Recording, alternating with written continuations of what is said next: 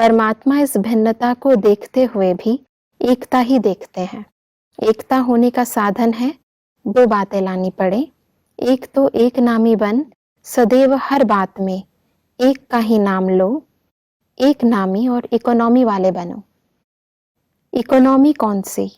संकल्पों की भी इकोनॉमी चाहिए, समय की भी और ज्ञान के खजाने की भी इकोनॉमी चाहिए। इसी प्रकार की इकोनॉमी जब सीख जाएंगे, फिर क्या हो जाएगा? फिर मैं समाकर एक परमात्मा में सभी भिन्नता समा जाएगी। सब दो बहुत चीजें अच्छी हैं। युक्ति बताई है। हाँ जी क्योंकि भिन्नताएं तो हमारे संस्कारों में, स्वभाव में है ही। जी जितनी आत्माएं हैं वो एक दूसरे से मिलती नहीं, समान नहीं है। हर एक का पार्ट अपना है, हर एक के संस्कार अपने हैं। जी लेकिन परमात्मा इस भिन्नता को मिटाना चाहते हैं। हाँ जी कि हैं भिन्न, लेकिन भिन्न होते भी एक को प्रत्यक्ष करने के लिए हैं। हाँ जी तो एकता के लिए दो बातें बता दी कि जब भी कोई सेवा की जाए जी तो उसमें एक को प्रत्यक्ष करने का ही लक्ष्य हो, कि जी इसमें परमात्मा का नाम रोशन हो। जी उनकी सेवाएं हम निमित्त मात्र कर रहे हैं। इसका नाम हुआ या इसका हुआ, नाम कोई का भी हो, बीच में कोई भी सेवा के निमित्त बने, लेकिन सबके अंदर बुद्धि में लक्ष्य है कि हमें परमात्मा को प्रत्यक्ष करना है, जी उनके ज्ञान को प्रत्यक्ष करना है। तो एक का नाम हो इकोनॉमी, और दूसरा जो इकोनॉमी है, एक नामी और इकोनॉमी। इकोनॉमी है हमारे संकल्प कम से कम चले, अधिक खर्चे ना हो, संकल्प कम हो और कार्य अच्छा हो। बोल कम हो, बोले हम कम, लेकिन बोल का प्रभाव अच्छा हो।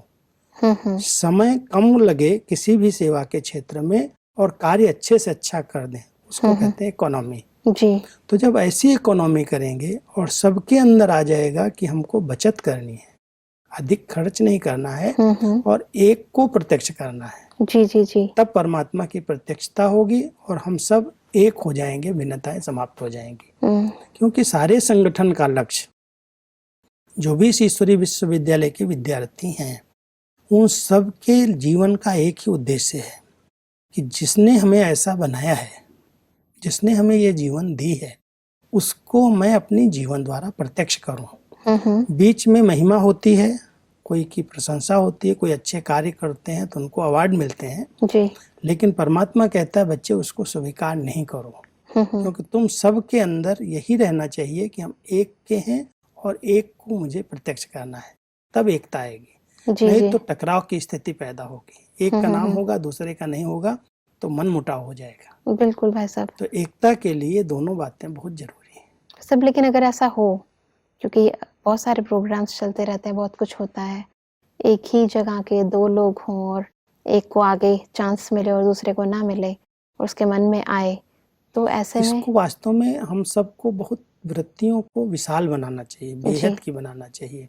इसका नाम हुआ या मेरा हुआ, सेवा के क्षेत्र में हम सबको चांस मिलते हैं। अगर मान लो हर एक को तो एक जैसे चांस नहीं मिलते, बिल्कुल कोई को भाषण कहने का चांस मिलेगा, कोई को स्टेज संभालने का चांस मिलेगा, कोई को उसकी सजावट का जो स्थूल कार्य है वो मिलेंगे।